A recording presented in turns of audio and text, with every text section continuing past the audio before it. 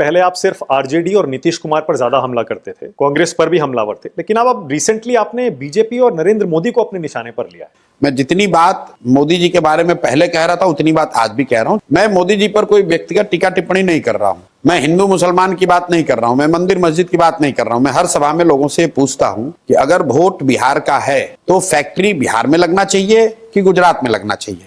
लोग बताते हैं कि नहीं भैया, वोट हम लोग का है तो फैक्ट्री तो यहां लगना चाहिए। और फिर मैं पूछता हूं, अच्छा भाई, सभा में जितने लोग बीजेपी को वोट दिए हो, ये बताओ कि 15 साल में मोदी जी ने फैक्ट्री कहां लगाया? बिहार में लगाया है ज्यादा फैक्ट्री कि गुजरात में? तो लोग खुद ही कहते हैं गुजरात में।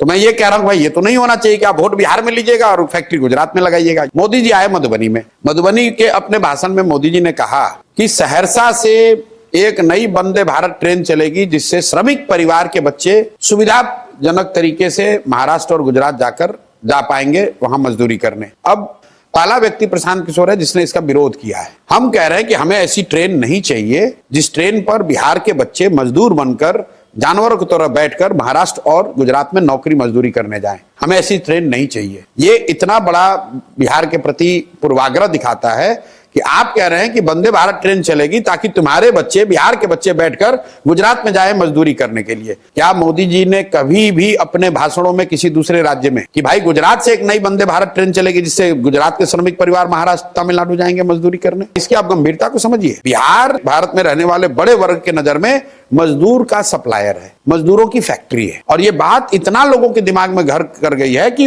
वंदे भारत का इनॉग्रेशन करते समय या घोषणा करते समय प्रधानमंत्री भी यही कह रहे हैं। मोदी जी का भाषण सुनिए गुजरात में।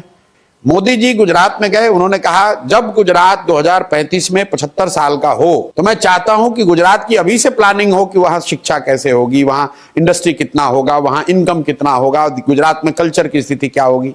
वही मोदी जी आए यहां बिहार में काराकाट में तो कहते हैं यादव सब मेरा परिवार है, कुर्मी मेरा परिवार है, तेली मेरा परिवार है, कलवार मेरा परिवार है, पासवान मुसहर मेरा परिवार है।